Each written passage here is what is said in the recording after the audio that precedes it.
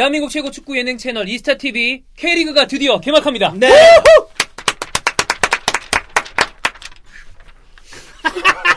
휴동 복식 아니야? 뭐야?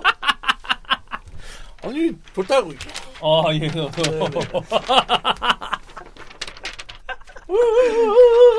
지금 앞에는 요원이 개 부끄러워하는데요. 왜 부끄러움은 우리의 몫인가? 네. 네. 자, 녹화일 기준으로 어제 어린이날에 KBO가 개막했습니다. KBO에 대한 어떤 갈증도 많이 있었잖아요. 스포츠에 대한 갈증이 크니까. 근데 저는 신기한 광경을 봤습니다. ESPN에서 KBO를 중계하는 거. 그리고 네. 많은 해외 팬들이 한국 야구 선수들에 대한 어떤 평가하고 막 누구도 칭찬하고 와 잘한다. 누구 또 막 야 쟤 왜 저렇게 못하냐 이런 얘기도 있고 그러면서 지금 그래도 코로나의 상황이 전 세계적으로 봤을 때 우리나라가 관리가 잘 되고 있잖아요. 그러다 보니까 스포츠가 개막할 수 있는 요건이 완성이 됐고 해외 스포츠 팬들이 한국 스포츠에 관심을 갖기 시작했습니다. 네, 맞아요. 그러면서 K리그 역시 5월 8일 이제 이번 주 금요일 어버이날에 개막을 시작을 하는데 벌써 중국 뭐 해외 여러 국가들과 함께 독일도 스포츠 디지털이라는 방송국에서 네. 중계권을 사서 중계를 한대요. 예. 그래서 해외 축구 팬들을 위한 콘텐츠도 저희가 생각을 하고 있는데 그거보다 뭐 그것도 그거고 생각해보면 우리 이스타TV 지금 구독자가 한 26만입니다. 근데 아무래도 유튜브 이스타TV 팬들은 해외 축구 팬들이 제법 많이 계시죠. 네네. 그래서 그분들 중에 K리그를 같이 좋아하시는 분들도 있는데 K리그에 대해서 잘 알지 못하거나 관심이 없던 분들도 이번 기회를 통해서 축구가 없다 보니까 한번 봐볼까? 이러는 분들이 꽤 있어요. 그러니까요.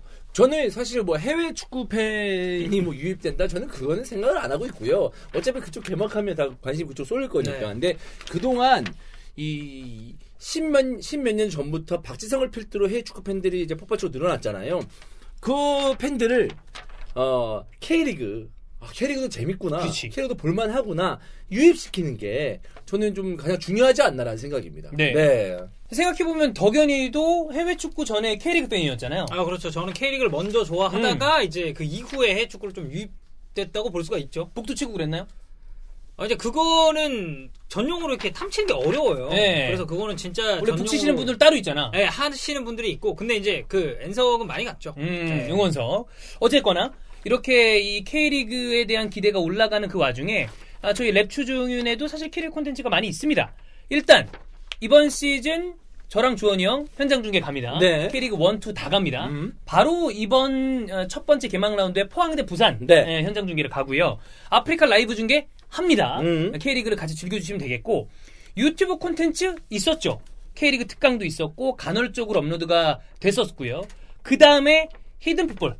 이번 시즌은 스포츠니어스를 저희가 스포츠니어스 콜라보해서 현장감을 더하기 위해서 히든볼 K1, 히든볼 K2였는데 히든 개축, 히든 조축으로 이름을 바꿔서 또 지속적으로 업로드하고 있고요. 그렇습니다. 그래서 히든풋볼 많은 관심 좀 줬으면 좋겠어요. 그냥 뭐 일반적인 얘기를 한다기보다 여러 가지 어떤 가십거리도 얘기하고 개그 요소도 많이 있거든요. 현장의 이야기. 네, 현장성도 충분히 지금 있고 그렇기 때문에 여러분들이 듣는데 굉장히 좀 지루하진 않을 것이다. 네, 이런 말씀을 드립니다. 네. 자, 그 다음에 저희가 이 스카우팅 리포트를 쓴 다음에 사실 막 적극적으로 홍보를 하고 싶었는데 왜냐하면 여기 덕현이도 썼고 주원이 형 썼고 저 썼고 그 다음에 자지형 환희볼 썼고 손변님도 이 필진에 같이 참여를 해서 썼는데 이 개막을 안 하니까 막 뭐 얘기하기가 좀 그랬어요. 네. 근데 이제 함께 하시면 되겠습니다. 좋습니다. 이스타몰에서 구매를 하시면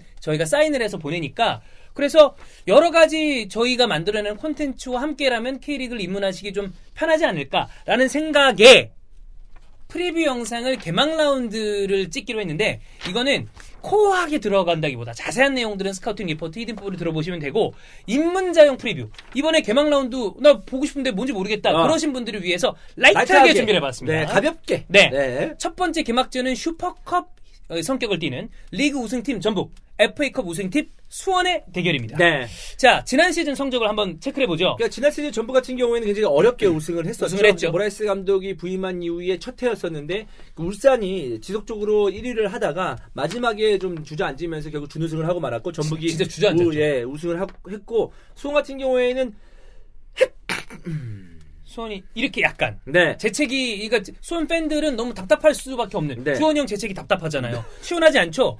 수원 팬들의 마음이 이런 마음이었어요. 네. 아이고 이거 이런 마음. 너무 오버하는 거 아닙니까 지금? 수원 팬들의 마음이 이렇다는 거죠. 네. 얼마나 수원 팬이세요? 답답합니까? 그렇습니다. 수원 팬은 아니지만 네. 네. 수원 같은 경우에는 지난해 이제 이임생 감독의 첫 해였죠. 그렇죠. 그러면서 굉장히 센세이션하게 노빠꾸 축구를 시전하다가 3라운드가 4라운드 만에 바로 빠꾸. 빠꾸 하겠습니다. 띠리리리리리리리 하면서 버티다가 8위를 유지하다가 FA컵도 우승했습니다. FA컵 우승하는데도 굉장히 어려움이 좀 있었죠. 코레일이랑 네, 결승은 코레일이었지만 4강전에서 화성 아이고, FC가 붙었는데 거기가 더 힘들었죠. 1차전에 네. 졌습니다. 1차전 지면서 이임생 감독도 명언을 남겼습니다. 2차전에서 화성에게 패배하면서 결승에 올라가지 못할 시 나! 감독 관두겠다. 이런 얘기까지 할 정도였습니다. 결국 우승을 차지했죠. 네. 여기까지입니다. 박명수세요? 갑자기 여기까지입니다. 지금 할 게 많은데. 아니, 지난 시즌에 예. 좋아요. 라이트하게 좋습니다. 네, 아주 라이트한 정리. 좋아요. 네, 예. 좋습니다. K리그는 또 주원 형이 K리그에 대한 사랑이 있기 때문에 줄줄줄 좀 나오는 게 있죠. 네네. 자, 이런 상황입니다. 지난 시즌에 3번 맞대결을 했습니다. 전북 기준으로 홈이니까 2승 1무, 전북 우위고요. 7득점 1실점. 그러니까 압도적으로 전북이 우세에 있었다. 아직도 기억이 나네요. 이때 7득점, 굉장히 많은 득점을 하지 않았겠습니까? 아마 2라운드인가요? 3라운드 수원 홈에서 전북과 맞붙었습니다. 그때 당시만 해도 노빠꾸 축구가 빠지지 않을 때였어요. 맞아요. 뭐가 무서워서 뒤로 가! 이거, 할 예. 때였거든요. 그때가 아마 울산전이었나요? 아마 저희 동해안 어쨌든 저쪽 지역에서 하다가 울산에게도 빠그러지고 그 다음에 전북을 만났는데 노빠꾸 축구를 한 거예요.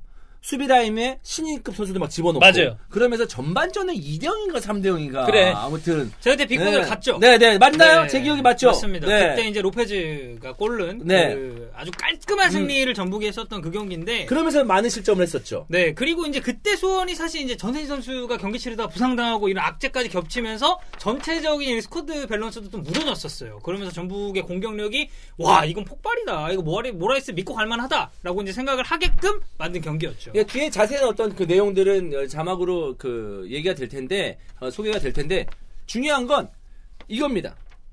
이 전북과 수원이 맞붙었을 때 리그 초반이라고 말씀드렸잖아요. 이 이후부터 이임생 감독은 빠꾸를 시작합니다. 맞아요. 그러니까 이거는 네. 이제 접어야 되겠다라고 생각을 한 거고, 그리고 최근 들어서 가장 여러 가지 이슈와 잡음이 나오는 경기들이 전북 대 수원 경기입니다. 서포터들 간의 어떤 대립도 이 경기에서 가장 많이 나오고 있기 때문에 경기 결과와 무관하게 이슈가 만들어지는 경기이기 때문에 그런 부분에서 주목을 한번 해볼 만한 부분이 있다. 여기서 이 설명을 드려야 될 것 같아요. 우리가 지금 노빠꾸 축구를 하는데 노빠꾸 축구가 뭔데? 라이트 팬들은 모를 수도 있습니다. 도대체 뭐가 노빠꾸야? 네, 그야말로 빠꾸 안 한다. 그냥 앞만 보고 간다. 라인도 올리고 전진 이런 느낌이죠. 굉장히 많이 뛰는 축구를 하면서 압박을 하겠다라는 어떤 그 모토를 가지고 시즌을 시작한 이임생 감독이었죠. 그럼 빠꾸 축구는 뭐냐? 앞으로 간 거 이제 빠꾸에서 내려와가지고 안정적으로 하자. 빠꾸를 한다. 이 뜻입니다. 그래서 그럼 감독 얘기로 넘어가겠습니다. 이임생 감독이 지난 시즌에 부임을 했잖아요. 노빠꾸 갔다가 빠꾸 갔다 그래서 결과적으로 마지막 마무리에 나온 이야기 팬들의 어떤 평가는 도대체 수원의 축구는 무슨 축구냐? 이 전술은 도대체 뭐냐? 굉장히 많은 불만이 나올 수밖에 없는 경기 내용을 보여줬기 때문에 이번 시즌 수원은 훨씬 더 좋아져야 한다. 이런 상황이 되겠고요. 그럼 전북의 감독을 봐야 되잖아요. 조세 모라이스, 조세 무리뉴 사단 파트너 중에 한 명이었습니다. 그래서 많이 기대를 했죠. 그러나 물론 우승했기 때문에 사실 할 말은 별로 없습니다만 많은 이 전북 팬들은 전북의 경기는 이게 아닌데 라고 생각하는 분들이 굉장히 많죠. 그러니까 사실 모라이스 감독 지난해를 좀 보면은 경질해야 된다. 다른 감독 데리고 와야 된다. 얘기 많았어요. 말하는 전북 팬들이 있었습니다. 근데 명분이 없어요. 왜? 우승을 했잖아. 했으니까. 그럼 얘기할 수 없지. 뭐 챔피언스리그 뭐 떨어진 건 정말 아쉬운 일입니다만 어쨌든 리그에서 우승을 뭐 당했다라는 표현이 있었음에도 트로피를 들었잖아요. 그렇기 때문에 한 시즌 정도 이제 모라이스 감독을 더 이제 믿고 갈 수가 있는데 문제는 지난 시즌 보여줬었던 이런 약간은 애매모호한 전술적인 색채라고 해야 될까? 이 부분을 어떻게 보강하는지가 전북 입장에서는 너무 중요합니다. 그러니까 애매모호한 색채라는 그 표현이 어느 정도는 맞는 게 뭐냐면 전북 팬들 전북을 생각하면은 가장 먼저 생각나는 감독이 최강희 감독이죠. 최강희 닭공. 네. 근데 최강희 감독은 좀 선이 굵은 축구를 구사했다라면 모라이스 감독은 박스 근처에서 볼 잘 차는 선수들이 많으니까 아기자기하게 만들어가는 과정을 좀 선호했던 것 같습니다. 거기서 오는 약간의 어떤 왜냐면 오랫동안 최강희 감독이 부임하면서 갑자기 색깔을 바꾸려면 그게 쉬운 일이 아니거든요. 그렇죠. 거기서 오는 약간의 좀 괴리감이 있지 않았을까라는 생각인데 그래서 그런 모라이스 감독이 하고 싶은 축구를 이번 시즌에는 완전히 지난 시즌에 해봤으니까 좀 그 표현을 해야 된다 이런 얘기를 좀 드리고 싶은데 들리는 루머로는 여기서 들리는 루머로는 이번 시즌 전북이 우승한다고 하더라도 모라이스 감독과는 빠빠이 할 것이다. 수도 있다. 네, 뭐 이런 얘기도 나오고 왜냐하면 있습니다. 이번 시즌에 적응을 한 모습을 보여줄 거라고 기대를 했는데 우리가 앞서서 리그는 개막을 안 했지만 ACL 경기를 몇 경기 봤단 말이에요. 전혀 바뀌지 않은 모습. 그것 때문에 답답함을 가지고 있죠. 속 터졌을 전북 팬들 진짜 많아요. 많았을 거예요. 그러니까 사실 어떻게 보면 두 팀 모두 다 팬들 입장에서는 감독들이 너무 답답한 상황이다. 네네. 네, 이런 상황이 되겠습니다. 자, 주요 인앤아웃 보겠습니다. 너무 우리 지금 너무 딥하게 들어가고 있는 건 아닌가요? 아니, 근데 이 정도는 또 말씀드려야지. 그래야 또 축구 경기 보기 좋죠. 이게 뭐 제가 얘기하는 게 뭐 얼마나 딥하면 딥하겠습니까? 예, 라이트하죠. 수박 겉핥기죠.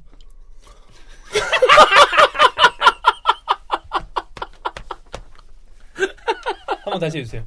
왜? 수박 겉핥기. 수박이라고 생각하고. 됐어. 자, 어쨌거나 주요 인앤아웃을 여기 쭉 리스트를 보실 텐데 전북에서 주목해볼 만한 선수는 역시 김보경 네. 그리고 뭐 쿠니모토. 사실 뭐 김보경보다도 저는 쿠니모토의 활약상이 제일 중요하다고 생각을 좀 하고요. 수비진에서의 보강이 저는 그래도 좀 인상 깊은 시즌이 아니었나. 구자룡과 오반서. 예. 그다음에 이수빈의 이 젊은 피를 또 임대로 수혈을 했고 조규성이라는 핫한 공격수. 그다음에 외국인은 또 무릴로와 벨트비크 앞쪽이죠 다. 그러니까 제일 좋은 건 조규성, 이수빈 둘 다 이 22세 룰을 해결해 줄 수 있다는 그렇죠. 게 중요한 거예요. 예. 아웃을 생각을 한다면 제가 봤을 때 가장 큰 아웃은 이 앞에 두 명. 로페즈와 신영민. 네. 그러니까 로페즈 어쨌든 가장 걸출한 이 포워드를 잃었다는 거 그리고 밸런스를 잡아줄 수 있는 수비형 미드필더가 빠졌다는 거. 이게 좀 아픔이 있습니다. 네.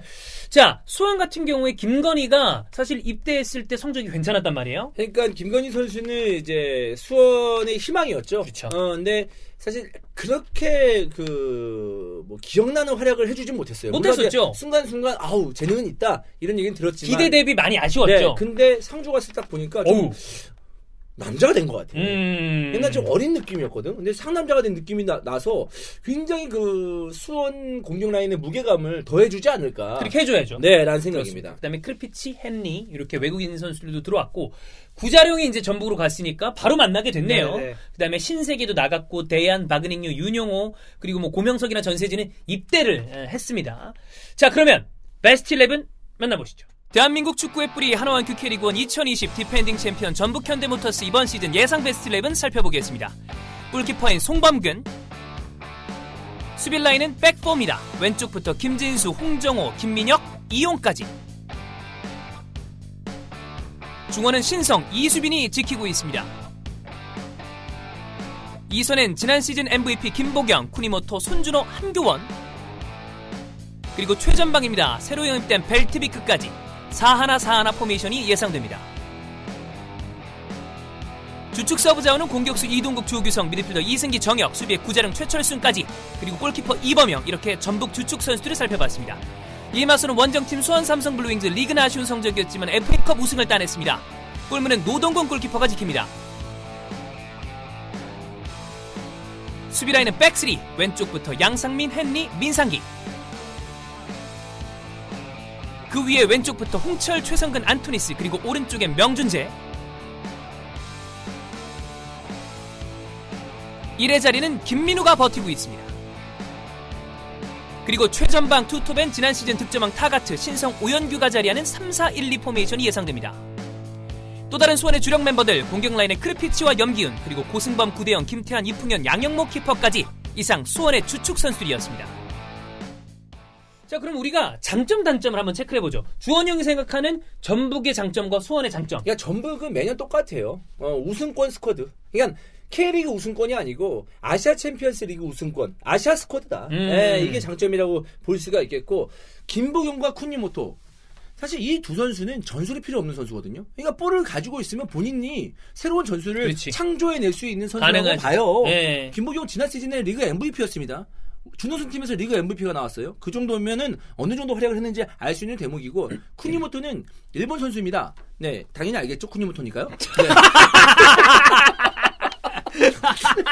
근데 알고 보니 딴 나라 선수야. 네. 예. 네. 아르헨티나 국적. 근데 쿠니모토는 일본 선수인데 진짜 일본 선수답게 공 잘 찹니다. 축구 잘해. 네. 쿠니모토 진짜 잘해요. 그러니까 중원에서의 창의성은 말할 것도 없다. 네. 결국 이제 아까 전에 얘기한 것처럼 모라이스 감독이 추구하는 뭔가 이제 패스를 주고받으면서 상대 수비 라인을 좀 이겨내는 그런 모습을 원하고 있는데 그런 모습을 보여줄 수 있는 최적의 선수들이 아닌가라는 생각입니다. 자, 그러면 사실 수원 팬들이 답답한 이 부분이 이 부분인데 수원의 장점을 어느 쪽에 좀 찾아야 될까요? 수원의 장점을 얘기하자면 예. 제가 얘기해볼까요? 단점과 장점을 굳이 콕 집을 수 없다는 게 장점입니다. 그게 뭐죠? 아니, 이게 답답함이야. 그냥 무색무취하다는 이게 거죠. 그러니까 이임생 감독이 이제는 2년 차기 때문에 뭔가를 보여줄까라는 기대감 말고 명확한 장점을 찾기가 사실 쉽지는 않거든요. 그러니까 이게 수원의 장점을 말 그래서 미안합니다. 네, 장점을 말하려면 순위의 목표가 어디냐를 먼저 얘기해야 될 것 같아요. 그러니까 이게 사실 수원이라는 이 K리그의 명가가 지금 현재 여러 가지 모기업적인 상황 때문에 어려움을 겪고 있는데 감독들이 명확한 비전을 보여주지도 못하기 때문에 팬들의 기대치랑 지금 실제로 팀이 내고 있는 성적이랑 괴리가 너무 크잖아요. 그래서 이 부분을 프런트와 이 감독들이 메워줘야 되는데 그 메워주려는 노력이 많이 좀 부족한 느낌이죠. 그냥 장점은 그래도 최전방. 최전방. 타가트. 그 다음에 뭐 크르피치 어떻게 터질 줄 모르고. 네, 좀 봐야죠. 그 다음에 또 김건희. 네. 성장한 김건희가 돌아왔고. 그래도 공격 쪽이 타가트라는 어떤 미들맨이 있으니까. 그렇죠. 타가트는 지난 시즌 득점왕이죠. 득점왕이었습니다. 네. 그리고 제가 봤을 때는 베스트 11은 괜찮아요. 베스트 11 자체는 타팀이랑 견줘도 너무 떨어지는데 이런 느낌은 없어요. 근데 이제 문제는 이 로테이션 멤버랑 갭이 좀 있다는 뎁스가, 거죠. 그러니까 이제 리그를 치를수록 경기 수가 많아지고 충분히 로테이션을 돌려주고 선수들 휴식도 줘야 되고 이런 부분이 있는데 과연 그 시기가 왔을 때 혹은 이 안에서 부상자가 발생했을 때 이를 효과적으로 메꿔줄 수 있느냐 좀 이 점을 저는 꼽고 싶습니다. 자, 그럼 이제 수원의 단점을 이렇게 넘어갔으니까 수원이 전북의 단점은 뭐 어떤 게 좀 모라이스의 리더십. 모라이스의 문제. 그렇습니다. 그러니까 이 전북에 있었던 선수들이 이제 많이 이적을 했잖아요. 근데 누가 있었죠? 그 김승대도 있었고. 김승대 빠졌죠. 서울로 간 한순규 있고. 그다음에 고무열도 이제 전역 이후에 이적을 갔죠. 했고. 예, 이런 선수들이 강원으로 있는데, 갔죠. 예, 있는데 이 선수단에게 신뢰를 받을 수 있는 리더십을 보여주고 있느냐가 저는 좀 물음표입니다.